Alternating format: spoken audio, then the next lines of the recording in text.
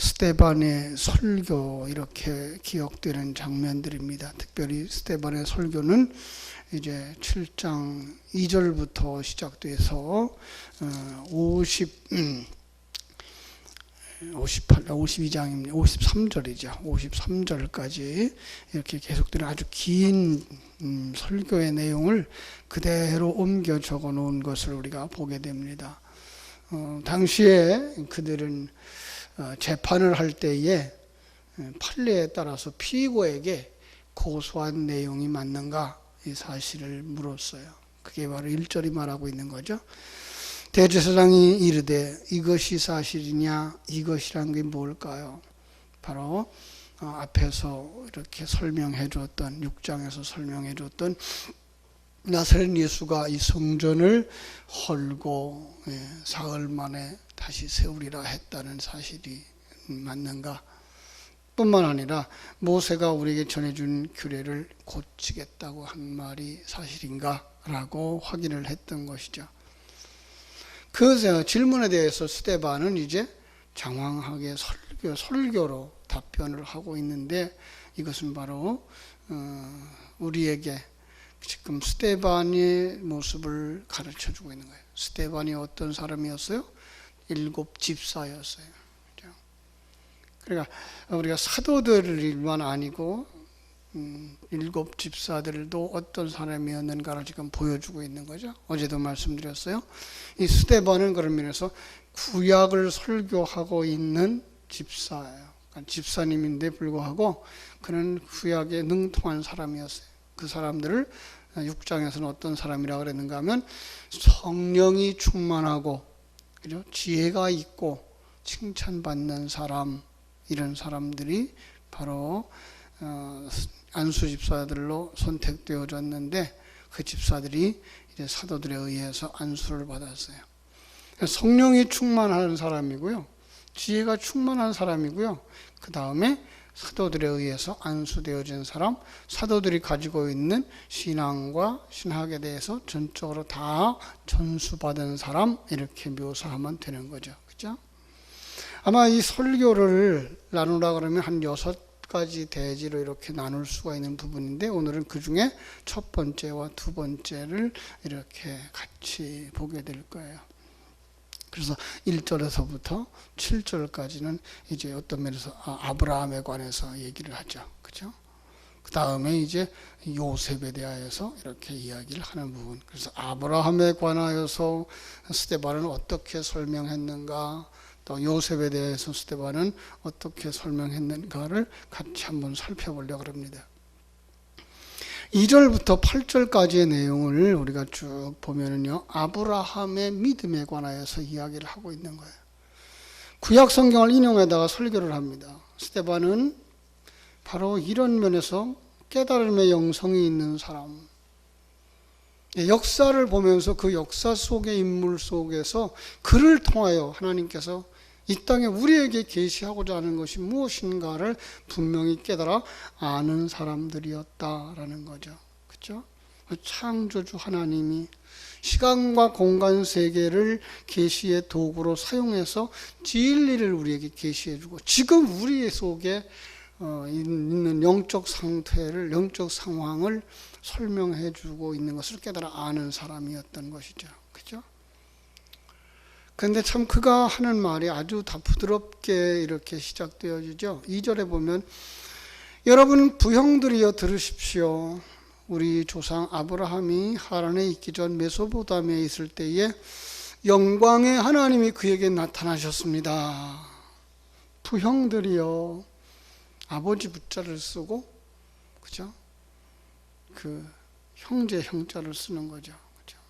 어떤 면에서 이건 종교의 지도자들, 그리고 거기에 참관하고 있는 이 참관자들, 그들을 갖다가 뭐라고 생각해요? 아버지같이 생각하고 형같이 생각하고 어른같이 생각한다는 말이죠. 이 공회원들이나 고소자들은 스데반을 배교자, 우리들과는 전혀 다른 원수, 이렇게 생각하고 있는데, 스데반은 오히려 그런 사람들에게 혈기내거나 분노하거나 욕하지 아니하고 아주 예의를 갖추어서 육하 원칙에 의해서 이렇게 언제 어디서 누가 무엇을 어떻게 왜라고 하는 조목조목 이제 논리에 의해서 말씀을 전하고 있는 모습을 볼 때 정말 스데반은 어떤 면에서 사도들보다 더 지식이 있는 사람이었고 그리고 논리에 능한 사람이었다라는 걸 알 수가 있는 거죠. 그 아브라함에 대해서 어떻게 이야기합니까? 아브라함에 대해서 하나님의 현현을 본 사람, 그죠? 그리고 하나님의 말씀을 들은 사람. 하나님이 뭐라고 말씀하셨어요? 3절. 네 고향과 친척을 떠나 내가 네게 보일 땅으로 가라라고 말씀하셨다. 예. 우리가 창세기 12장에 보면은 아브라함이 하란에 있을 때 하나님의 부름 받은 걸로 알 수 있지만 오늘 이렇게 말씀에 의해서 하나님은 아브라함이 그 하란 땅에 있을 때 부르신 뿐만 아니라 갈대아 우르에 있을 때 부르셨구나. 결국은 갈대아 우르에 있을 때 하나님 번 부르셨고 아버지와 함께 이제 이주해서 하란 땅에 머무르고 있을 때 거기서 하나님이 다시 부르신 거구나라는 걸 알 수가 있어요. 하나님은 우리를 그 죄악된 세상에서 떠나게 하시기 위해서 말씀하시고 또 말씀하시고 찾아오시고 또 찾아오시는 하나님인 것을 우리는 이렇게 해서 알 수가 있는 거죠. 그죠? 자, 그 다음에 그 영광의 하나님이 그에게 보였다. 하나님의 나타나심이죠. 시편 29편 3절을 그대로 인용하고 있는데요. 이렇게 말함으로 말미암아서 그는 구약 성경에 능한 사람 이렇게 알 수가 있고요. 또 자신에게 말하는 하나님과 자신이 말하고 있는 하나님과 지금 구약 성경에 나타난 하나님은 동일하신 하나님이다 라고 하는 것을 이렇게 드러내고 있는 거죠. 그리고 그 하나님을 영광의 하나님이라 라고 표현함으로 말미암아서 인간의 손으로 만든 성전에 머무시는 신이 아닌 초월하신 하나님, 성전만 아니라 가정 속에서, 사회 속에서, 삶의 구석구석에서 우리에게 다가오시는 하나님인 것을 가르쳐주고 있는 거예요. 이런 면에서 스데반은 하나님을 잘 아는 사람이죠. 그리고 성경에 담아준 진리를 잘 아는 사람, 성령이 충만한 사람. 그가 아브라함에게 말씀하셨다는 거죠. 고향과 친척을 떠나 내가 네게 보일 땅으로 가라. 떠나는 것이 중요한 것이 아니고 뭐예요? 가야 할 목적지가 있다라는 거예요. 약속의 땅이라는 거죠. 그렇습니다. 오늘 우리는 신앙생활의 목적을 두고 살아가는 사람들이 되어져야 되는 거죠. 우리 신앙생활은 오늘 여기서 살아가는 삶의 부요함, 우리가 당면한 문제 해결에만 국한된 신앙생활이 아니라 분명한 목적지가 있다는 사실을 우리가 기억하고 그 목적지를 향해 달려가는 사람들, 이게 바로 우리들이라는 사실을 알게 하는 거죠. 그렇죠? 그래서 하나님께서 약속의 땅을 주셨다. 그래서 이 땅으로 옮기셨다. 아브라함을 이 땅으로 옮기셨다. 여러분, 그런데 하나님은 아브라함에게 이 땅에 옮겼지만은 여기에 땅을 조금 더 주지 않았다. 5절에 이렇게 말씀하고 있어요. 아니, 약속의 땅으로 옮겼는데 왜 여기에 주지 않았을까, 여기에? 그 약속의 땅은 이 시간과 공간 세계에 국한되어진 이 땅, 이 경계에 있는 땅들을 이야기하고 있는 것보다 더 초월한 어떤 땅인 것을 우리에게 가르쳐 주고 있는 거죠. 어딜까요? 거기가 하나님의 나라죠. 그렇습니다. 그러니까 오늘 성경에 이야기했던 하나님이 아브라함에게 약속했던 그 땅, 다윗에게 허락하셨던 그 땅, 그것은 모두 다 하나님의 나라를 상징하고 있는 예표적인 모습들인 것을 우리가 알게 되는 거예요. 뿐만 아니라 하나님은 이제 더 놀라운 구원에 관한 이야기를 해주시려고 이들을 어디로 보내요? 애굽 땅으로 보내시죠. 그리고 애굽 땅에 들어가서 400년 동안 거기서 종로로 됐다. 이게 불신자들의 모습이다. 이렇게 말씀하시는 거예요. 예. 출애굽기에 보면 430년으로 되어져 있죠. 그죠?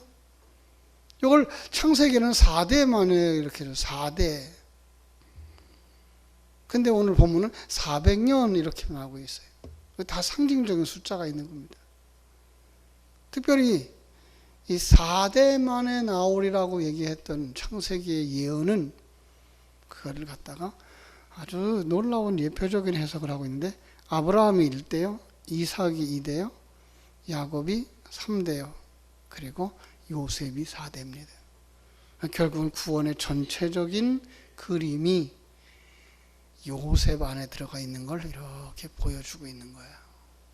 그래서 출애굽하는 과정 속에서 모세는 그 조상들, 요셉이 유언을 따라서 그 시신을 이렇게 이제 모시고 있었는데, 그걸 다시금 메고 출발하죠.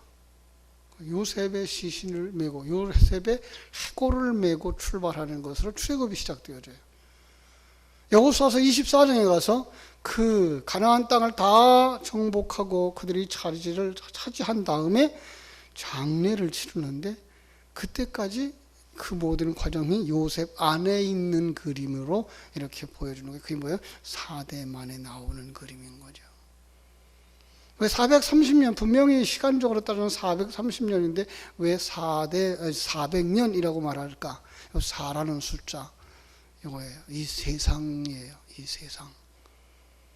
그래서 이 세상 사는 날 동안 우리는 이 과정을 거쳐가는 거구나를 깨달아 알게 해주시는 거죠. 그렇습니다.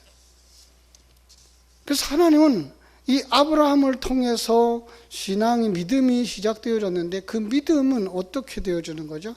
너희들의 힘으로 되어지는 것이 아니라 하나님의 능력으로 되어지는 거야를 보여주는 것이 바로 할례였습니다. 할례 언약이 아브라함에게 주어지는데요, 내 실혼한 자들은 다 할례를 받을 것이니라. 내 가정에 머무는 자는 다 할례를 받을 것이니라. 할례는 이제 우리가 아는 남자 아이들의 포경 수술과 같은 거죠. 그들은요, 그걸 오늘날과 같이 좋은 수술 기구가 있어서 수술한 것이 아니고 돌이나 이 같은 걸로, 날카로운 걸로 했으니 그들이 얼마나 통증이 심했겠어요. 그 과정을 거치고 뭘 생각해요? 내가 태어난 것은 육신의 그 혈통으로 태어난 것이 아니라 하나님의 약속에 의해서 태어나는 자구나. 그것을 그들은 인식하면서 사는 거예요. 그리고 그것을 고추 끝에다가 표시함으로 말미암아 남자들은 항상 소변을 볼 때마다 나는 하나님의 약속의 자손이야를 기억하면서 살 수 있었던 거죠. 그렇습니다. 할례는 바로 하나님의 약속을 가지고 가진 사람들이라는 의미가 있고요. 그 다음에 사람의 힘으로 되지 않은 것이고 하나님의 능력으로 되는 것이야를 가지고 살았던 것이죠. 결국은 율법으로 말미암아서 그들이 약속의 자손이나 믿음의 백성들이 된 것이 아니라 이것은 믿음으로 하나님의 언약의 말씀에 의해서 되어진 것이다라는 것을 그들은 이제 그 할례라고 하는 나중 율법을 따라서 행하는 것들을 통해서, 그러니까 그들에게 주어진 약속이 확인되어지는 것이죠. 자, 뿐만 아니라 이제 요셉을 통해서 하나님이 그 약속들을 이루신다라는 걸 이제 우리 9절부터 17절, 16절 말씀까지 우리가 이렇게 볼 수가 있는 거죠. 아브라함의 약속을 하나님은 요셉의 고난을 통해서, 더 나아가서 요셉의 죽음을 통해서 이스라엘 백성들을 완성시켜주는 모습으로 그려주고 있는 거예요. 여러분, 왜 스데반의 설교가 이삭의 이야기는 떠나고 하지 않았을까? 이삭의 그 아들 야곱의 이야기는 하지 않았을까? 왜 즉 바로 요셉으로 넘어갔을까? 그렇죠? 그것은 아브라함이나 이삭이나 야곱은 다 구원받는 우리들의 모습을 예표하고 있는 거예요. 분명하게 얘기하려면 그 아브라함 속에 포함되어져 있는 인간의 모습을 아브라함이라는 얘기로 담아주신 거예요. 그러니까 요셉은 우리의 죄 가운데서 우리를 구원할 메시아의 모형인 거예요. 그래서 우리가 구원받는 건 예수 안에서 받는 거야 라고 하는 걸 분명하게 해주고 있는 거죠. 아브라함이 구원받은 게 어떤 것이냐, 이삭이 야곱이 참으로 믿음으로 살았다고 하고 참 여기서 수많은 고난을 당하면서 살았다고 하는 그들의 모습은 다 구원이라고 하는 것을, 인간이 구원받는 모습을 보여주고 있는 것인데, 그것이 어떻게 구원되느냐, 요셉 안에서, 이런 그림인 거예요. 그래서 요셉은 참 고난의 이야기들을 형제들에게 노예로 팔리는 그림을 그려주고 있는 거죠. 그죠? 그러니까 예수님의 그저 형제라고 생각하고 우리를 구원하시는데, 이 구원한 우리까지도 예수를 팔아버리는 자가 되어지는 것이고요. 예수님은 그 요셉처럼 고난의 길을 걸어가고 팔려가고, 그리고 이제 그를 통해서 하나님이 또 자기 백성들을 구원하는 모습을 이렇게 그려내고 있는 것을 볼 수가 있습니다. 요셉이 그 애굽의 극한 어려움 가운데서 살아남을 수 있었던 것은 하나님의 은혜 때문이었습니다. 그죠? 은혜 가운데 사는 사람들, 특별히 하나님의 언약을 가지고 사는 사람들. 그래서 이 성경 속에서 요셉을 치리자로 세운 것이 언급되어지지만, 궁극적으로 그를 치리자로 세운 건 애굽의 총리가 아닌, 애굽의 대통령, 그 바로가 아닌 어떤 면에서 하나님이신 거죠. 하나님은 이스라엘 백성들을 구속하시기 위해서 오래전부터 이렇게 계획을 하시고 그 계획을 실행하시는 거예요. 여기서 우리는 하나님의 큰 계획을 볼 수가 있고, 하나님의 계획은 한치의 오차도 없이 실행되어진다고 하는 사실, 신실하신 하나님의 계획은 반드시 성취되어진다는 사실, 이게 바로 우리들이 예수 안에서 구원받는 그런 그림으로 그려지고 있다는 것을 알 수가 있는 거예요. 그렇습니다. 참으로 하나님께서는 요셉을 이제 애굽 땅으로 먼저 보내셔요. 요셉을 감옥 속으로 보내셔요. 이 애굽이라고 하는 나라, 감옥이라고 하는 것 역시 당시에 요셉이 경험한 실제적인 나라고 실제적인 장소였지만, 그것을 통해서 우리에게 계시하시는 하나님은 우리가 살고 있는 이 삶의 이 땅을 어디로 묘사하고 있는 거예요? 여기가 애굽이야 라고 말씀하고 있는 거고요, 여기가 감옥이야 라고 말씀하고 있는 거예요. 우리는 다 자유롭게 살고 있는 것 같지만 실제로 우리는 사단의 속성이라고 하는, 세상이라고 하는 그 사상과 울타리, 바로 감옥에 갇혀 살아가고 있는 거예요. 여기서 하나님은 우리를 구원하시려고 독생자 예수를 이 땅에 보내시는 거예요. 지금도 요셉을 보내신 것처럼, 예수를 이 땅에 보내신 것처럼 성자 하나님을 이 땅에 보내시고 계신 거예요. 그분을 영접하고 그분과 함께하는 자, 그분과 함께 고난의 길을, 십자가의 길을 걸어가는 자들을, 그들이 구원받는 자들이라는 사실을 분명하게 깨달아 알게 해주시는 것을 우리는 깨닫습니다. 사랑하는 여러분, 이스라엘 백성들이 출애굽을 할 때에 요셉의 시신을 메고 나가는 거예요. 그들은 뭐예요? 우리는 다 요셉 안에 있습니다. 홍해를 건너는 것도, 광야길을 건너가는 것도, 아말렉과의 전투에서도 그들이 승리할 수 있었던 것은 그들이 요셉 안에 있었기 때문이듯이, 오늘도 우리가 믿음으로 완성되어져 천국에 들어가기까지 우리는 예수 안에서, 그렇습니다.